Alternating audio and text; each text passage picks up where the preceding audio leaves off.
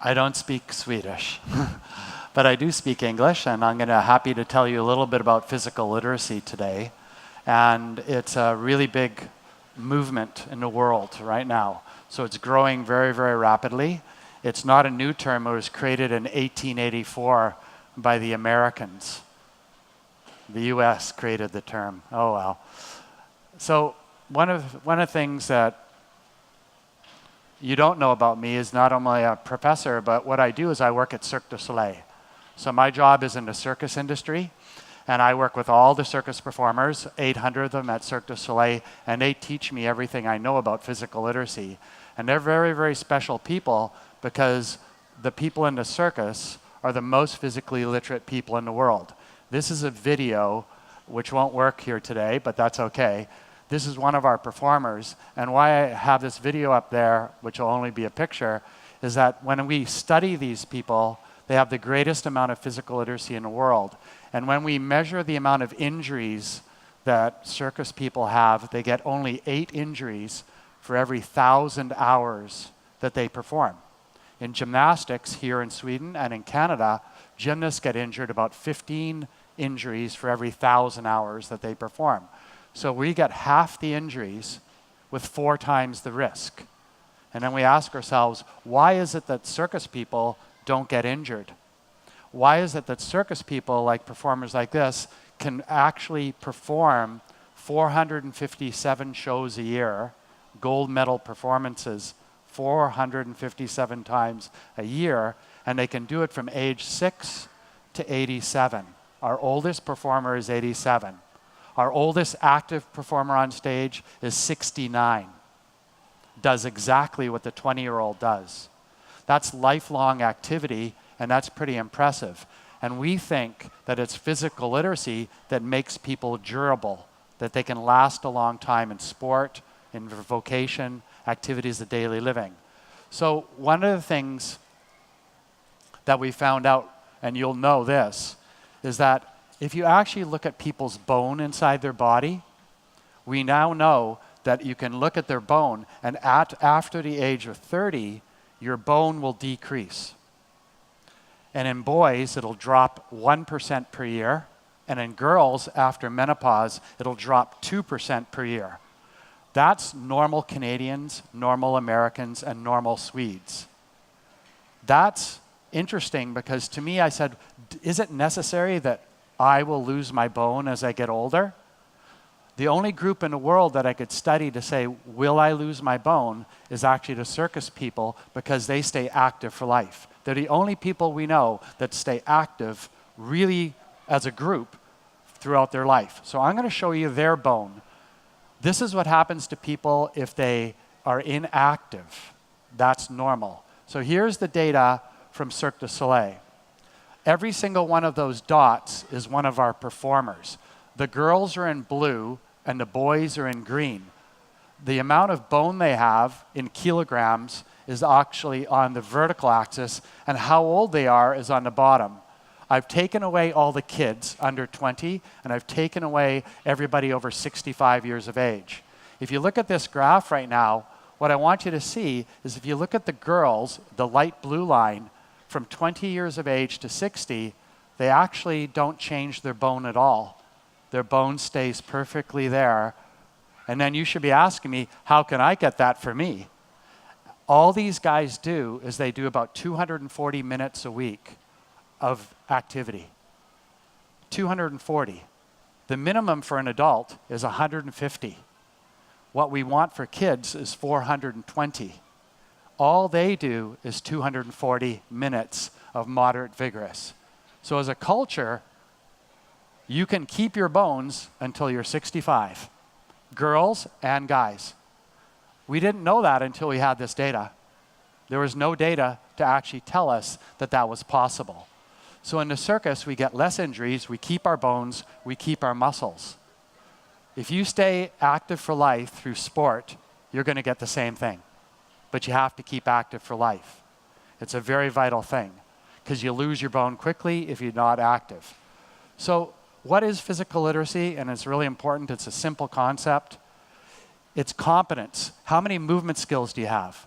Can you dance? Can you hop? Can you jump? Can you throw? Can you walk on ice?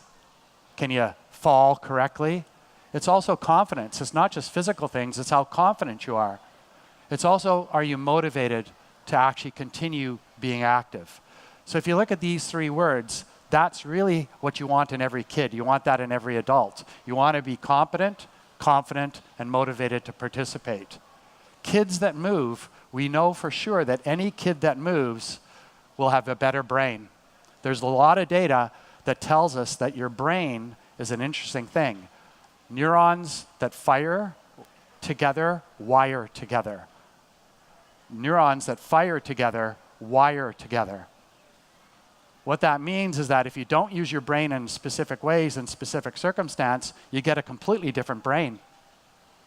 That's a thing that is hard to change if you're really inactive. So physical activity completely rewires your brain in a very positive way. You have better muscles, that makes sense. You get a better heart, that makes sense. And here's one that I just talked about, you have much better bones. If you look at the bones on top, that's 7 21-year-old kids. 1, 2, 3, 4, 5, 6, 7. Those 7 kids on top are 21 years old, young adults, and they're inactive, they're gamers. They only do 3,000 steps a day. The kids on the bottom are the same age as the kids on top, 21 years of age, but they get 60 minutes a day of physical activity. You don't have to be a scientist to see the difference between those bones, do you? It's pretty obvious. Now I'm going to be scary for a second. Very few people on earth are like those 7 people on top, truly sedentary and do nothing. But the bones on top, which have been thinned out, that's the femur right here, by the way, cross-section of this bone. Those bones on top are completely unrecoverable. There's no drug I can give those kids, and there's no exercise I can do to fix those bones for life. That's a scary proposition. Kids that move, better bones, better brain, better heart, better muscles. So it's really important what we heard from Johan earlier on. You need to move with your kids. You have to be a role model. Moving with your kids is more important than having your cell phone and they're doing things and you're kind of doing this. You need to move with their kids and be a role model. And that's really critical. You don't have to move as well as they do, but they see you having fun and enjoying movement is one of the most vital things to keep them active. Play with your kids. It's important that we play and have fun. Kids seeing us having fun and play is a really critical part to keep your kids active. Get them outside.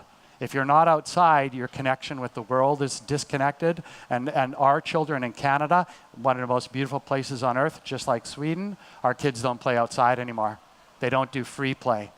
And free play is vital to make your body and your brain wire correctly. Play more than one sport.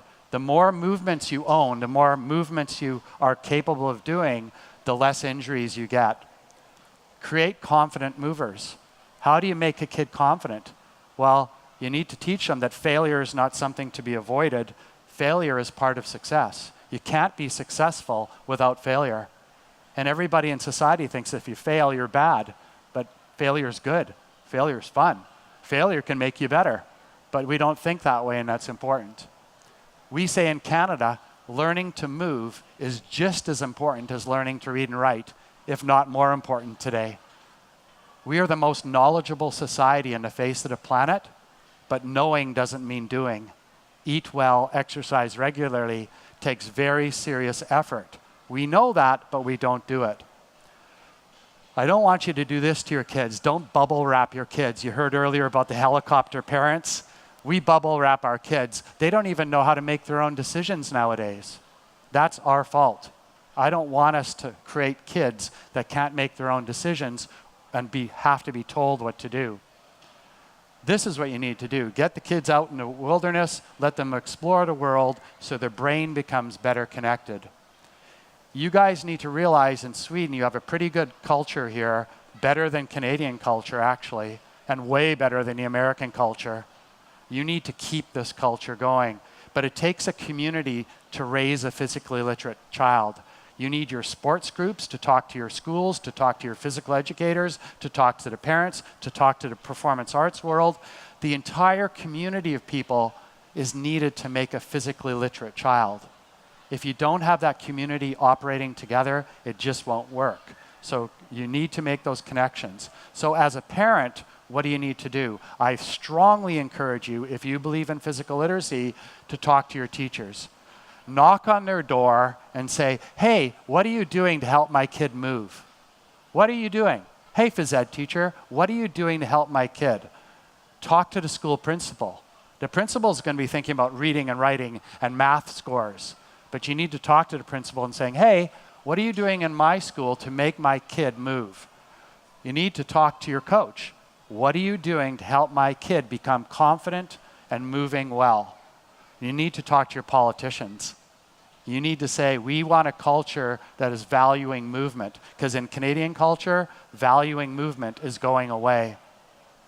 Here's some data. I'm going to finish up with this, and this is going to scare you. This is Canadian data. And if you look at this graph, it's 6 to 13-year-olds. The blue dots are boys, the green dots are girls. As far as I know, girls should move as well as boys. They must. If you look at age 8 on that graph, the actual girls in green are moving far worse than the boys in blue in kicking a ball. If we measure throwing a ball, kicking a ball, running, hopping, jumping, skipping, the boys are better than the girls starting at age 8. They're more competent than the girls. And do you remember the list of physical literacy? It says competence, confidence, and motivation. If the girls lose competence, here's what happens next, and here's for overhand throw. They're not as good as the boys after age 8. Here's what happens to their confidence. The girls are in green, the boys are in blue.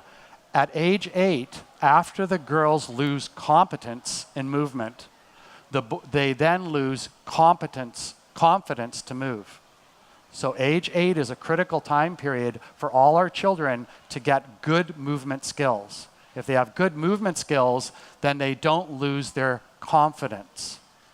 And in Canadian culture and in American culture, and I suspect here as well, the next graph is really scary. We actually measured 14,000 Canadian kids, and we asked them the question, I believe that being physically active makes me happy. Isn't that an important question? I want to be happy because fun and friendship is what I do it for. So watch what happens. 5-year-old kids, they're really happy. They're drunken little maniacs. 6-year-olds, they calm down a little bit. But look what happens here. At age 8, I told you the girls lose competence. At age 9, they lose confidence. Look at age 10, 11, 12, 13. Girls in Canada start to say they don't believe that physical activity makes them happy anymore. Matter of fact, at 12 and 13, most Canadian girls say they associate unhappiness with physical activity. Whose fault is that? Ours. We have created a culture of gender mistreatment. It's like saying women shouldn't vote. It's like saying math is only for boys. That's inappropriate. Our culture in Canada, United States, is doing this so that girls in Canada drop from 34% active under the age of 12, which is terrible, to 3% active after 12. Here's the reason why. That's our culture. That's a bad culture. We need to fix it. This gender gap, you need to stop because it creates injuries in women. Girls pop their knees 6 times more frequently than boys in soccer and in basketball. The reason for that is because we don't deliver competence in young women. Physical literacy is the gateway to physical activity. Every child needs physical literacy. Every child needs movement competence and a wide variety of skills which will help them not get injured, live a long life, have great bones and great brains. You have to believe in this cycle. If you give people competence, you give them confidence, you give them motivation to participate. The more they are motivated to participate and happy, the more competence they get. That's physical literacy in a nutshell. I think I'm 52 seconds. How do you make a confident kid? You give them a challenge that's to their level of ability. You give them fun. It's not about creating smiles. It's about creating smiles while they're challenged. A lot of these kids here are being challenged today. Challenge is an important thing for all levels of ability. But they also have to have successes and failures. So you have to teach kids that failure is part of success, not the opposite of success. And finally, you need to feel comfortable moving in front of other people.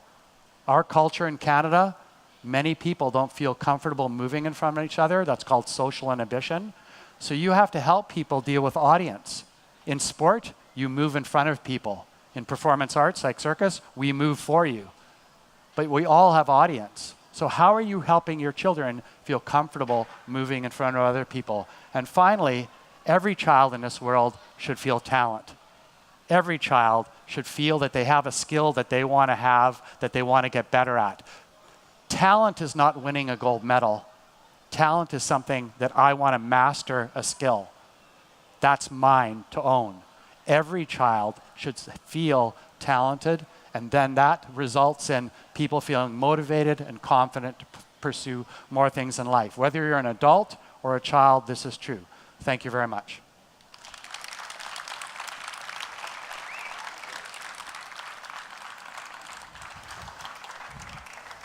Thank you very much, Dean. I think we more than ever realize how important it is that kids move with their bodies. But I'm going to ask you, Inger, first. I mean, there's a lot of kids. Is it okay that I, in English, so Dean can understand? There's a lot of kids that they just don't want to move. They just want to sit still in front of a computer playing Counter-Strike or World of Warcraft or something like that, and they have their community of friends online. That's where they interact, and that's all they want to do. Can you really force a child to get out there? What's your take on that, Inger, to get them physical? Yes, I think you put the point there that it's not only you as a parent, it's the school, it's the sport club, it's you as a parent. You can be a role model, you can take your child out, you can do things together. This vacation, we go to the mountains, we go to look at the waterfall. They move naturally at that time. So I think you can force them without saying you shouldn't sit there at the computer and just don't do anything else.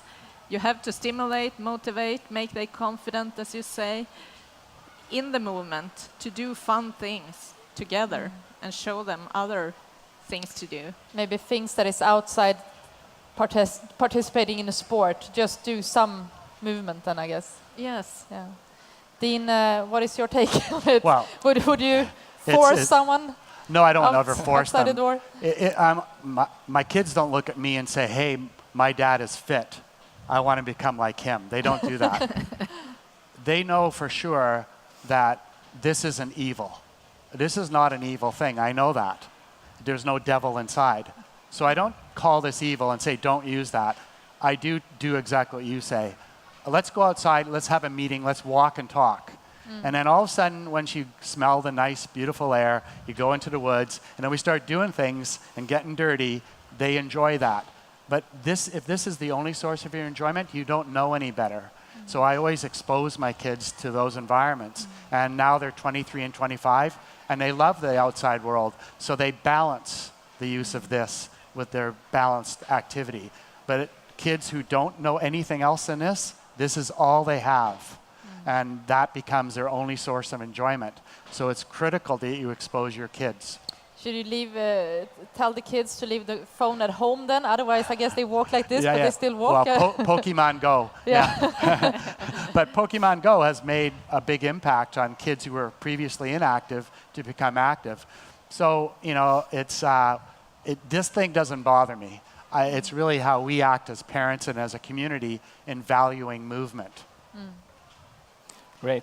Dean, if you could, we talked about parents right now, but if you could summarize in just a few words, what are the most important thing for a coach in sports to do tomorrow in practice? If you're a coach in a single sport and you believe in physical literacy, you have to realize that a child should experience multiple sports up to the age of 15 or 16. We know clearly that the more sports you have, the better champion you'll be. I know that you weren't always a high jumper. You actually played soccer at a younger age. And so it's really critical that children experience lots of different sports. So if you're a coach, don't possess the child into your own sport. Over-specialization is dangerous, actually dangerous mentally and physically. If you only do one sport, you have only one identity. One identity which you lose that identity, you lose everything in your life. That's not good. And so it's important as a coach, allow diversity. I think that's a very important point, and I just want to make an example from when I had my most successful year. We were a group of Swedish athletes that were really good, and none of us, I mean, winning Olympic gold medals, world championships, none of us had really started with track and field or athletics. It has been all different sports, and after a while you come into that point that you specialize in a certain event. And I won heptathlon in the junior Swedish championship when I was 19. Right. So I was still quite versified, even though high jump was my best event. So I think everyone can take something with them about what you're saying there. Thank you. And it's also, I think he's pointing at the gender gap. It's very strong, and I think we have that in Sweden too, because you don't stimulate, you don't expect as much movement from the girls at home, at school, and in different kinds of situations. So I think that is a very important point as you show in the presentation. Thank you so much. Jag tar det här på svenska. Vill man få mer av Dean, vilket jag tycker att ni ska verkligen ta chansen, så håller Dean en lunchföreläsning och det finns platser kvar. Den kommer att ske uppe i Cummins restaurang. Det är alltså en trappa upp här. Så ta chansen. Där kommer han hålla ett fördjupande pep-talk. Det är klockan 12 till klockan 13. Nej! Ny info. Det är slut. Jag är ledsen. Sold out.